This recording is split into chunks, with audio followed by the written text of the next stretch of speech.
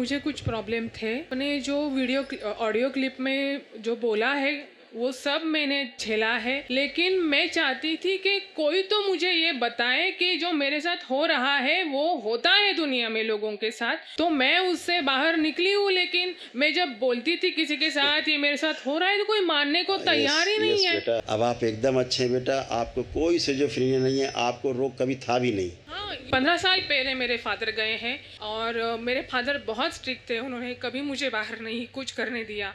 मैं उन्हीं संस्कारों में जी रही हूँ, लेकिन ये कोई समझ नहीं पा रहा। बिल्कुल बेटा, ऐसा ही था। कहते हैं ना, जिसको जब तक स्वयं को कष्ट नहीं होता है वो दूसरे का कष्ट नहीं समझ सकता। तो आप इसी प्रकार से जी रही थी कष्टों में। ये लोग नहीं, कि कोई नहीं समझ सकता, केवल हंसता है, भैया कहता नाटक कर रहे हैं, है ना, बोलेंगे नाटक कर रहे हैं। ये सब स्मृतियां होती हैं बाहरी। आप अच्छे से जीना चाहते हो, हर आदमी अच्छे से जीना चाहता है, बाहरी स्मृतियां जीने नहीं देती। ये जो नकली बीमारी है जो घेर लेती स्मृति के रूप में, जिसको जकड़ लेती वही जानता, उसका दिल जानता है कैसे बाहर निकले। कोई रास्ता नहीं होता। झाड़ फूक, टोना टोटका, जादू टोना उसका उपाय नहीं बेटा, ये उसके उपाय नहीं। आपने सब करके देख लिए इतने वर्षों ने भी मुझे बोला। हाँ बेटा, तो सब कुछ करके देख लिए। ना तो दवाओं से जाने वाला ये रोग है और ना ही ये झाड़ फूक, टोना टोटका, जादू टोना से जाता है, और बढ़ जाता है औषधियों से भी, और ये नकारात्मक लोगों के पास जाने से और बढ़ जाता है। जब आप वैदिक प्रक्रिया से जुड़ते हैं, भोलेनाथ से जुड़ते हैं, सीधे माँ से जुड़ते हैं, एक दिन में, एक क्षण में सब समस्या समाप्त हो जाती है। जैसे आप बिल्कुल निर्मल होकर खड़े हो आज, तो आप ऐसे ही स्वस्थ रहोगे हमेशा। लेपन बेटा केवल सिर पे, नाभि जरूर करना है। अच्छा, खूब खुश रहो।